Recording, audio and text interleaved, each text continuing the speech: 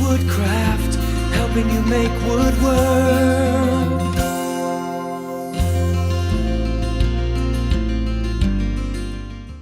So, cutting hardwood lumber. There's lots of different ways that hardwoods are cut, but there are three very common ways of cutting logs into usable boards, right? And the three most commonly used ways are plain-sawn, rift-sawn, and quarter-sawn. Those are the most three commonly used ways of cutting lumber. Now, plain-sawn is the most common method. It yields the most boards out of a log, and it's typically done. You'll see a little diagram in your handout there, but for those of us that are joining us through the magic of television, plain-sawn is simply done like so. Again, that yields the most boards, the most usable boards out of a given log. Okay? And that's what you're going to see most of the time. And plain-sawing is going to give you a growth ring pattern that's approximately 30 degrees to the surface of the board. And so if we look at this board here, you see the growth rings on the end? That's one way to tell what kind of board you're actually working with, how that board's been cut. This is a plain-sawn board, okay? It's a plain-sawn board. Can everybody see that? Okay, again, this is what you're going to find most always when you're buying hardwoods is plain-sawn. The question is how apt are plain-sawn boards to cupping and warping and that kind of thing, and they are more prone to it than say quarter-sawn wood, and we're gonna discover why as we get into the other types of cutting. But that's a good question. That's a good question. Okay, rift-sawn. Rift-sawn you won't see very often. Okay, simply because it is the most wasteful way to cut a log into lumber. And rift sawing, they actually take that log and they'll quarter it. And then your boards are cut like so. Okay? And they'll squeeze as many of them in here as they can. And you can see that results in a lot of waste. So rift-sawn lumber, when you find it, it's probably going to be pretty expensive, okay, because there's so much waste involved in it. And rift-sawn, the growth rings are going to be between 30 and 60 degrees to the surface of the board.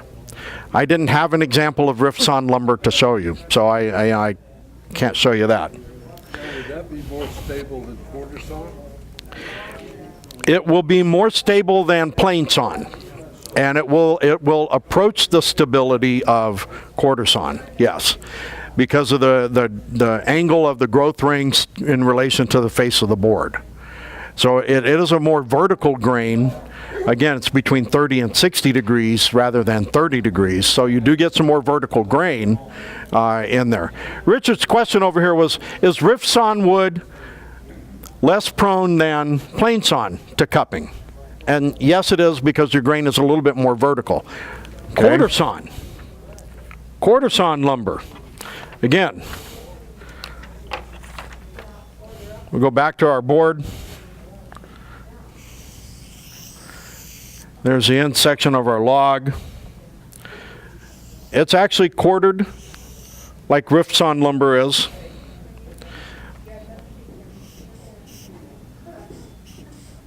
And boards are cut like this.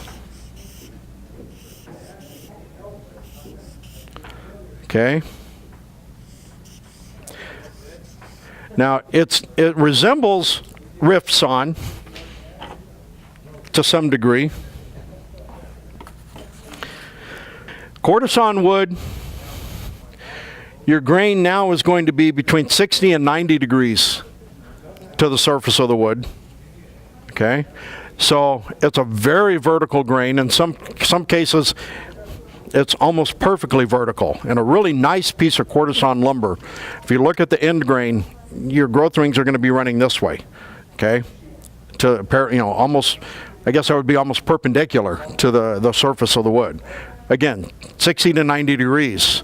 All right. Now, what happens with quarter-sawn wood, and you guys are probably all familiar, at least to some degree, with quarter-sawn white oak, which is what we have an example of right here.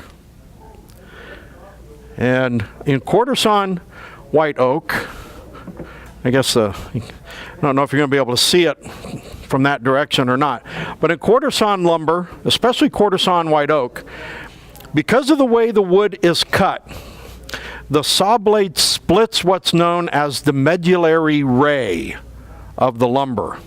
Okay, and looking at quarter-sawn white, and I don't know if you guys can pick this up out here or not. These little squiggly worm-looking like things, those are the medullary rays. The pattern that's formed by that is called a medullary ray flake. Okay, and the medullary ray, believe it or not, is visible or present in every single piece of lumber that you cut. In plain-sawn lumber, the reason you don't really see it like you do here is because it's out on the edge of the board. Okay? But it is still there. But it takes that splitting during the cutting process to make these medullary rays what they call shiny or mirrored or reflective, and that's what makes them show up like that. Okay? Yeah, the medullary ray fleck, yeah. Yep, that's this pattern right in here. That's what makes white oak so desirable. If you find a piece of plain-sawn white oak, if you cut that and then rotate it, you'll expose those medullary rays. So you could actually take a piece of plain-sawn white oak, rip it into thinner boards, flip them, glue it back together, and you may actually end up with something that will, at least to some degree anyhow, resemble quarter-sawn white oak, because you'll actually expose those ray flecks from the edge. Okay? Now, the old school desks back in the 40s and 50s were all made with quarter-sawn white oak. Sure. And there's a reason for that. Quarter-sawing requires a much larger tree to get a usable amount of lumber out of it.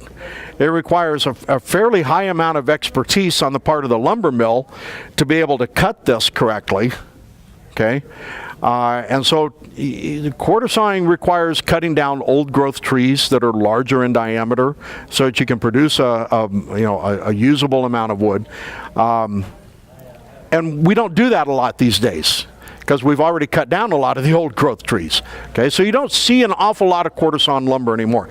But Richard's question was, or comment was that, back in the 40s and 50s, a lot of schools and industrial buildings and places like that were built using quarter-sawn lumber. And he's absolutely right.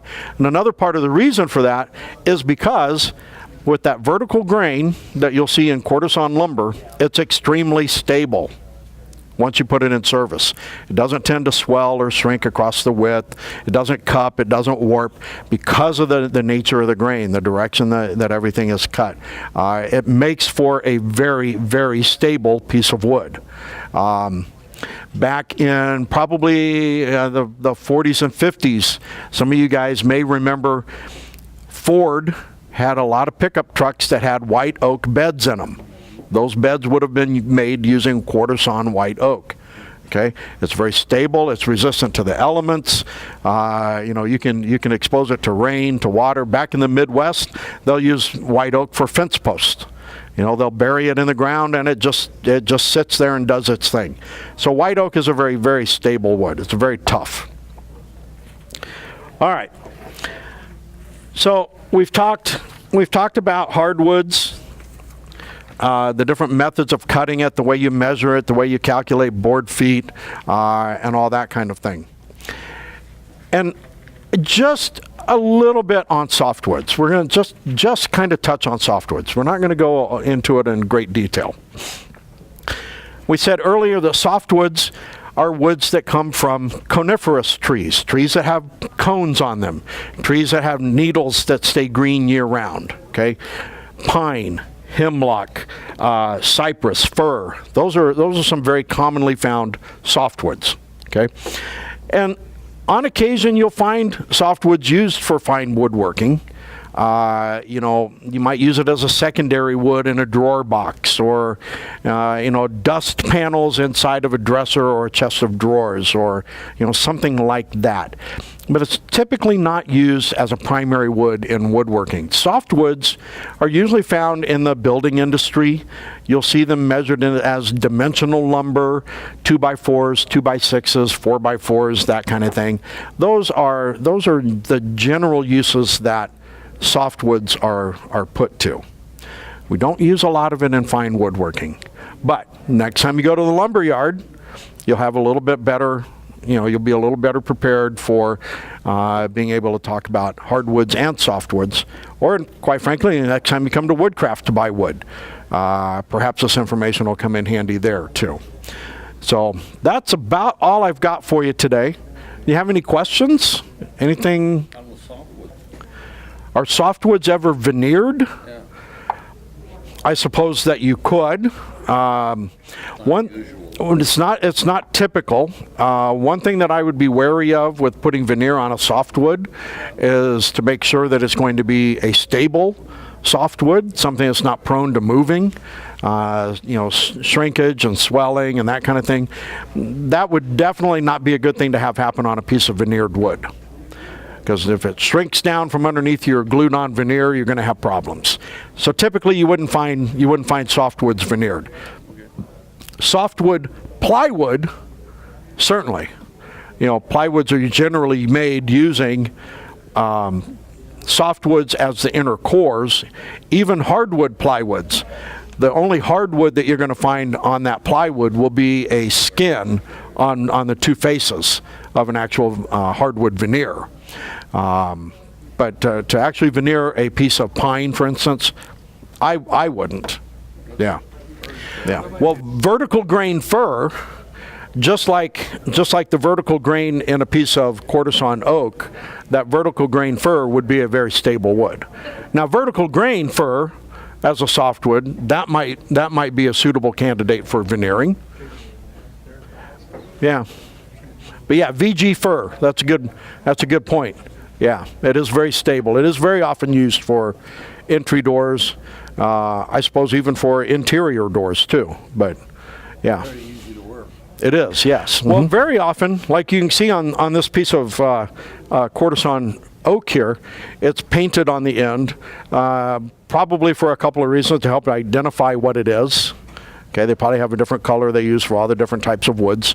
Waxes, you'll usually find on woods that are coming into the country from other parts of the world. They have to seal that wood up, and it serves to protect it as it's being shipped overseas. Is one reason that they wax it. They may be concerned about insect infestation, you know, those types of things. So there's a number of reasons why you'll find woods that are sealed in wax. Here at Woodcraft, primarily where you're going to find that is in turning stock. Yeah, because most of the turning stock that is an exotic wood comes in from other parts of the world, and they have to do that.